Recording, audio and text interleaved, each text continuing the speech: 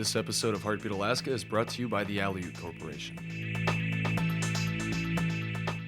1, 2, 3, 4, let's go. It's Heartbeat It's a fabulous show. Alaska. Hi, Heartbeat Alaska. It's Heartbeat Alaska. Pull up a chair and enjoy the show. Hear it from Sitka to Barrow. Gather around for Jeannie's show. It's the Aleut, the Indian, and the Eskimo. It's the Aleut, the Indian, and the Eskimo. Welcome one, welcome all. Hello, everyone, and welcome to Heartbeat Alaska Native News and Information. I'm Jeannie Green. Thank you for joining us.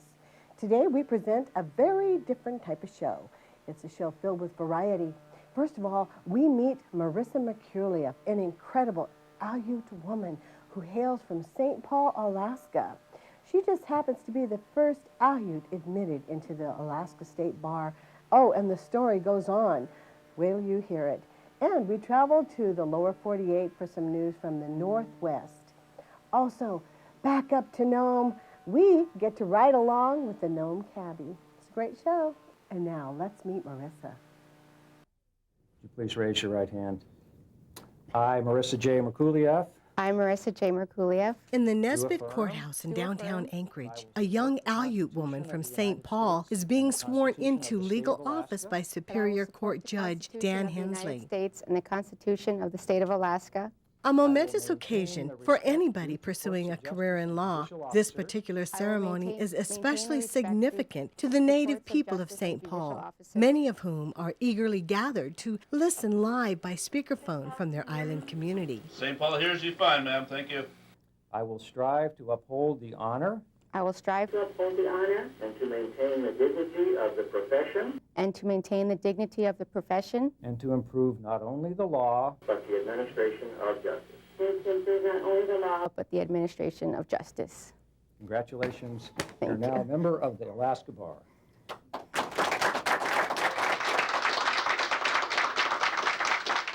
Many of Marissa's friends and family are also present for the ceremony. Among them is her father, Larry Merculieff, who chooses the occasion to present his daughter with a unique congratulatory gift. I've got something here that I figure I'm going to give to her that I've kept for several years.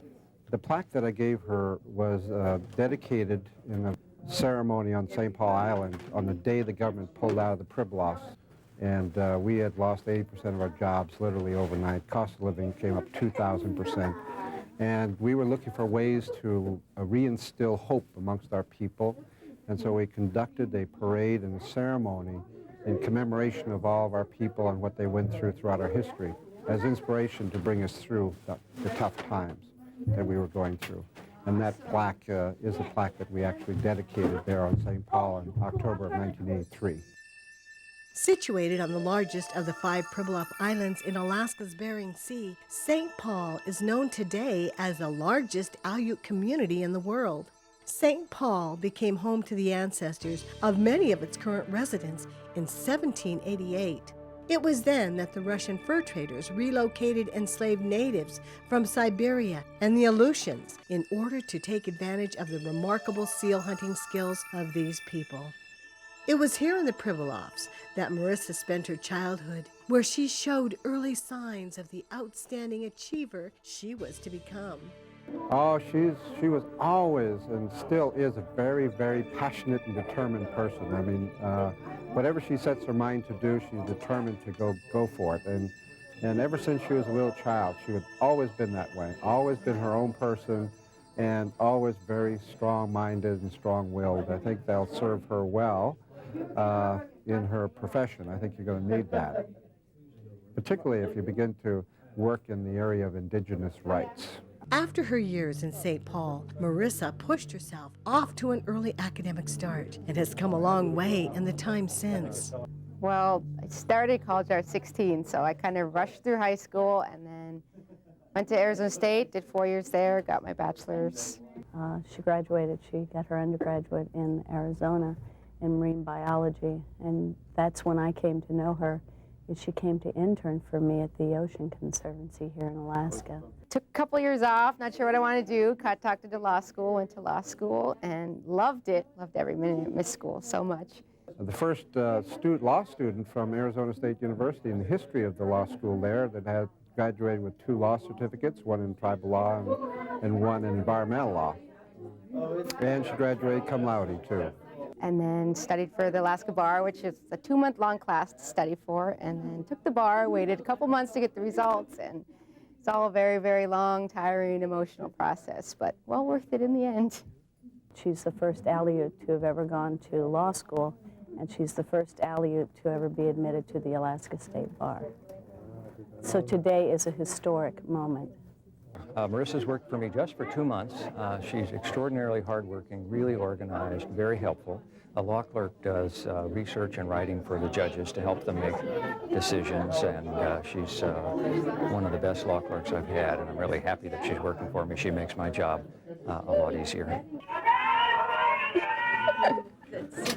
Yes. That's from St. Paul. Following her swearing in, Marissa is quick to acknowledge all those who gave support through her journey to this triumphant moment. It took pretty much the entire Aleut nation, all the people in the entire community of St. Paul, and really their support, and they kept me motivated and encouraged me constantly. I was just an individual who was fortunate enough to have the opportunity to benefit from the strength and determination of the Aleut people, and to represent the strength and determination in a public and visible way. Because of that, today I especially want to thank the Aleut people and the community of St. Paul, because I would not have succeeded and I would not continue to succeed without their support.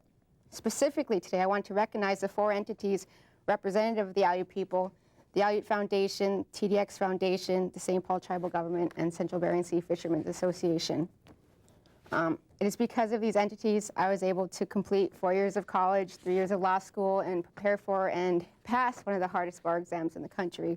She's been one of, if not the highest scholarship recipient in our history of providing scholarship funding for our students. The Aleut Foundation, together with the Aleut Corporation, really pulled through for me these last 4 years. And I didn't just receive a check in the mail every semester. I received personal communication from every board member and employees from the entities telling me good luck or congratulations, or just let me know that I was doing something great. And for the youth of rural Alaska, looking for the most effective ways to positively affect their communities, Marissa Merculieff offers this advice. I think the best thing is really to leave Alaska, get educated, and come back. And I think that's the way you can give the most help to the people. Is getting educated. And it gets hard because once you're educated, you can't really go back to the village because there's not a lot to do out there. But there are still ways that you can be a part of the village and a part of the people and really work for them in Anchorage, or maybe even outside of Alaska. There's a lot of ways, but definitely it's worth it. And school is a lot of fun as long as you have the determination, the dedication, and the support of the community. And there's so many resources to Alaska Natives that there's absolutely no reason why any of us shouldn't be able to reach our dreams. It's available, it just takes the work.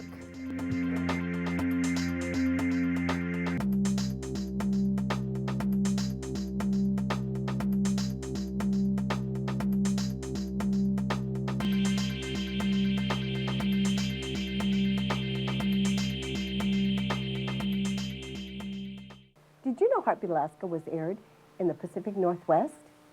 That's right. The same stories that you see every week about our Alaska Native people are aired throughout the United States. And today we share some of their news from the Pacific Northwest, from reporter Chenoa, Egawa.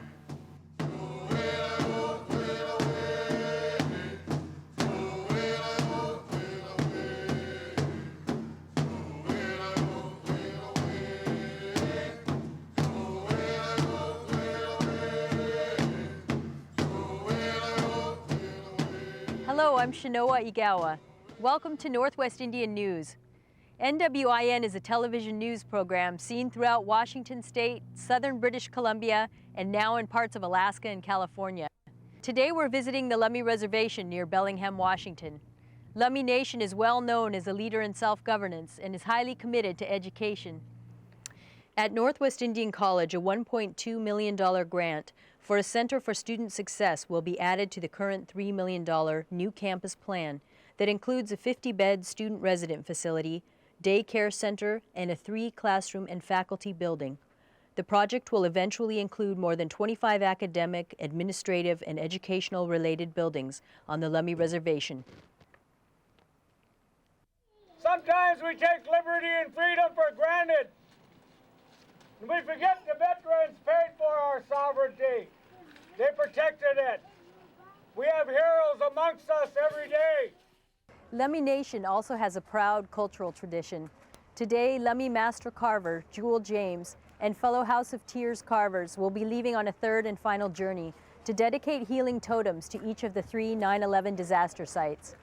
This journey to the Pentagon in Washington, D.C. will end with a ceremony for the families of the victims of the terrorist attacks there.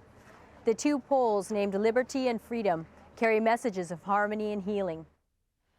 Another master carver, Randy Kapoman of the Quinault Indian Nation, has recently completed a welcome pole that was dedicated at a ceremony near the Squaxin Island Reservation. NWIN's Nikki Cleary has more on the story.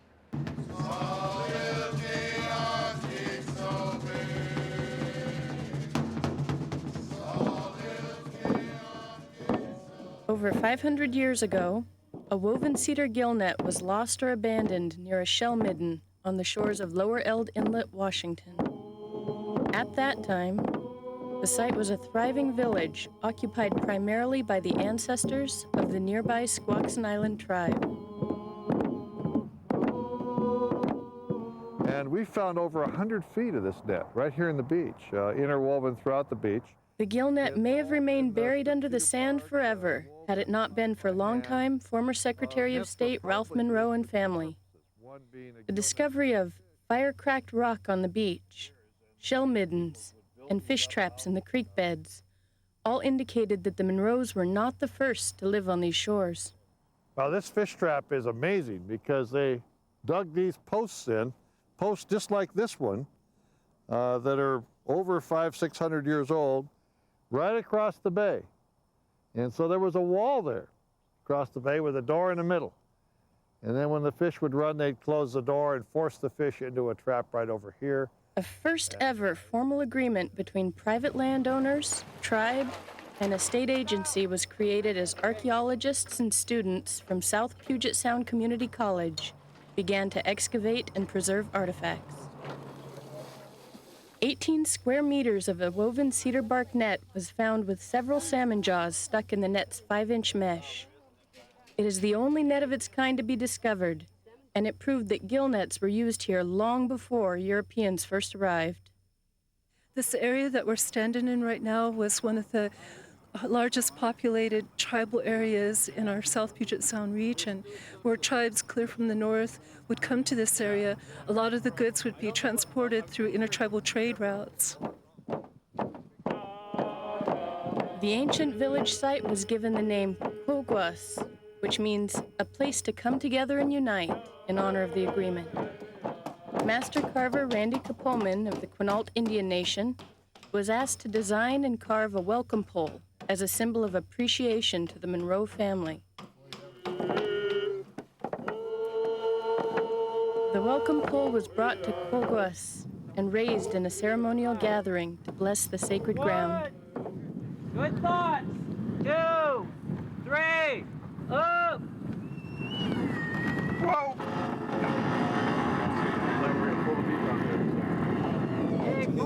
It sends a message that we're here. We're not somebody that's mystical. We're not somebody that's conquered and gone into hiding. But we're here, we're alive, we're well, and we're people that are thriving. We're people that are full of ideals and creative and strong. You know, we're still here, we're still doing our thing, and we're an important part of this society.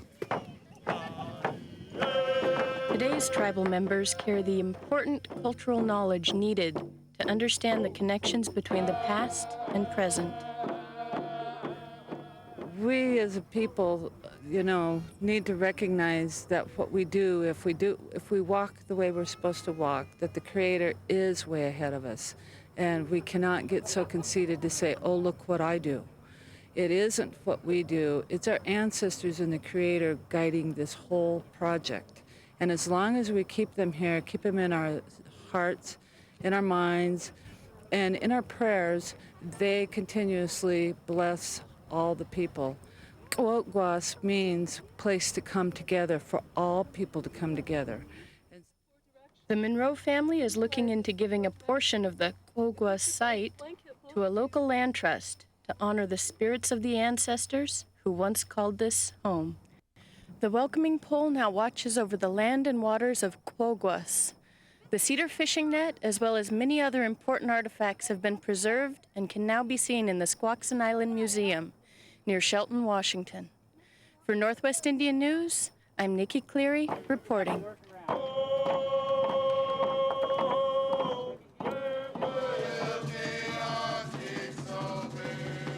We're here on the Nooksack River, where it runs through the Lemhi Reservation. After 5 years of drought in the western United States, the debate over how best to use the river water goes on. In the Columbia River Basin, a federal judge recently ruled in favor of continuing to use the water to protect endangered salmon stocks. NWIN's reporter Ronnie Washines has more on the story.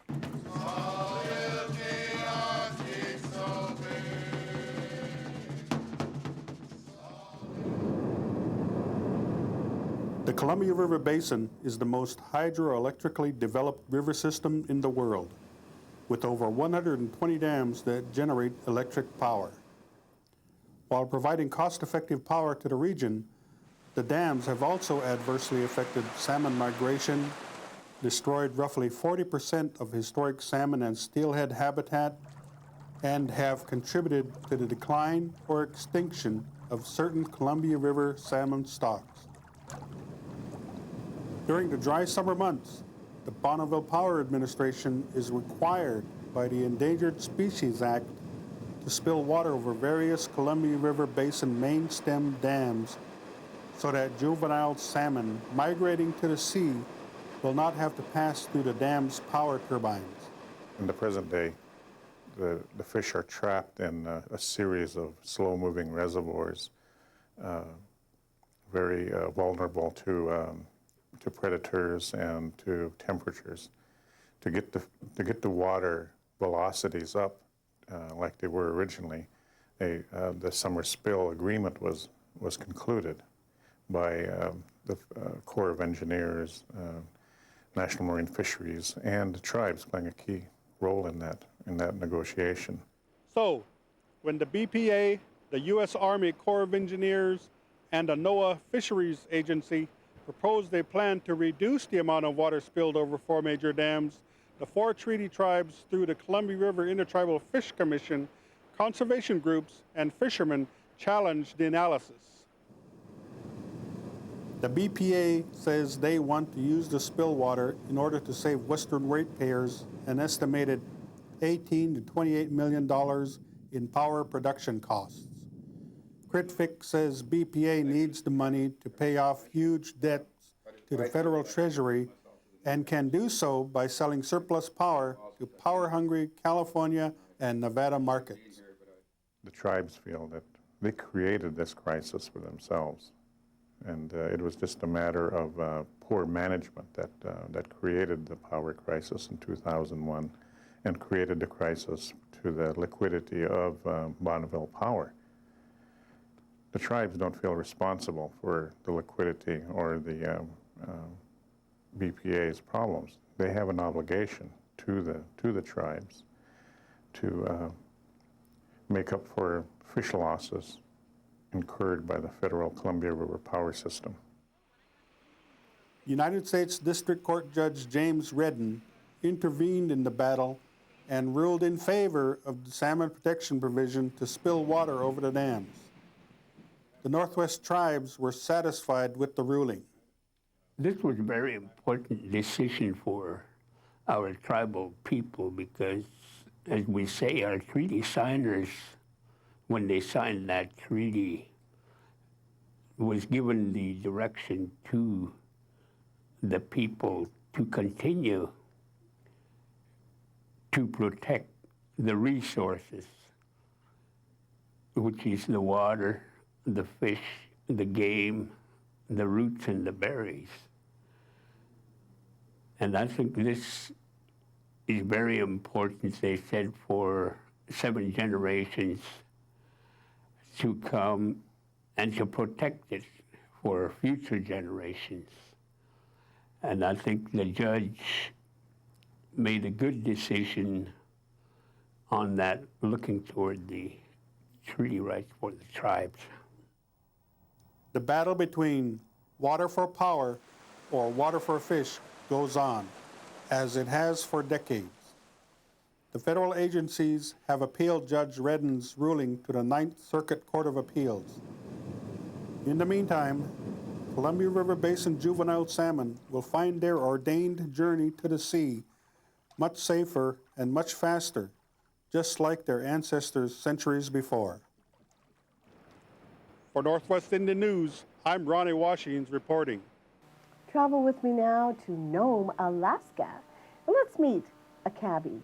Ever wonder what it's like to be a cabbie? Well, we'll find out what it's like to be a cabbie in Nome.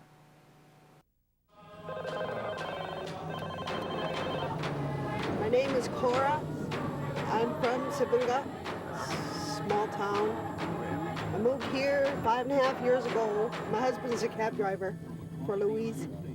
Native owned and operated, Louie's Cab was founded in Nome by owner Louie Green 3 years ago. And with the help of outgoing drivers like Jerry Couchy, has been earning its well-deserved reputation as the friendliest cab company in town ever since. Well, I get on about 7:30 till about 7:30 some days. Some days I get off earlier. Yeah, about 10 hours, about average day. We've had people like Steven Seagal, you know, movie stars that come up here, and people like the ones that own the Outdoor Channel. I met a guy that looked exactly like Jet Li last summer, and I asked him if that's who he was, and he said, "Oh, no, I don't have any scars." Last summer we picked up about 6 people from Argentina. They're going to gamble to go check out the birds there. When asking about Nome's rich gold mining history, we found out that Jerry's own family history may have played a crucial role in what was to become the incident that triggered gold fever on the Bering Sea over 100 years ago. My great-grandpa was, he found this what turned out to be some gold, and he went over and he showed these people, asked them what it was, and they told him that it was gold, and they asked him where he got it from, and he showed them, and anyway, it turned out to be where it was 3 lucky Swedes. He showed them where it was, and of course they never gave him a cut though. For those of you unfamiliar with the 3 lucky Swedes, Jaffet Lindberg, Eric Lindblom, and John Bertison are credited with the discovery of gold in Anvil Creek in 1898. Within a year of their discovery, Anvil City, as Nome was known then, grew to 10,000 people. Nowadays, the population of the city at the end of the Iditarod Trail has dropped to around 3,500, which can make taxi driving a pretty aggressive business. Some cab companies are pretty much kind of competitive. My cousins were getting off the airplane, and I got the call, and it turned out to be the other cab company was their call, and I got cussed out, and I wanted to tell them that they're my cousins and they jumped in here. We have what's called a free enterprise, and it's up to the customer who they want. And that day they jumped into my cab, and I got cussed out by one of the other cab drivers. Roger, I'm in route. Right now I'm picking up my aunt, who's just came in from Galvin, White Mountain, Irene and Willa.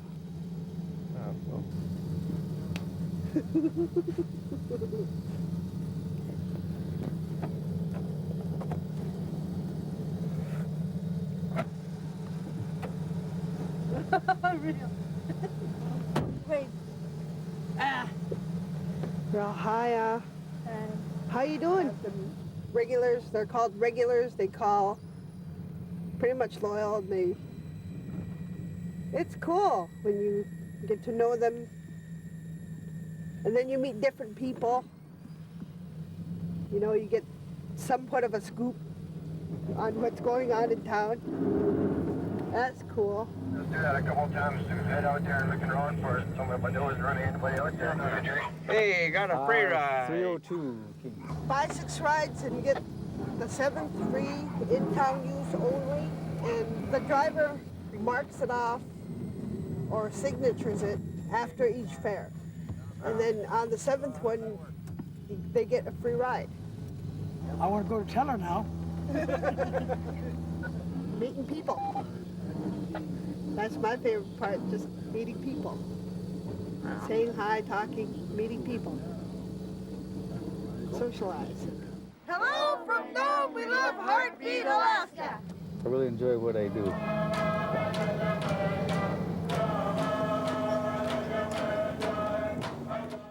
Thank you, everyone, for joining us for Heartbeat Alaska Native News and Information. Thank you so much for all your phone calls and emails. And yes, you can buy tapes. Give us a call at 907-563-7440. For all of us here, God bless you. I'm Jeannie Green. We'll see you again next week.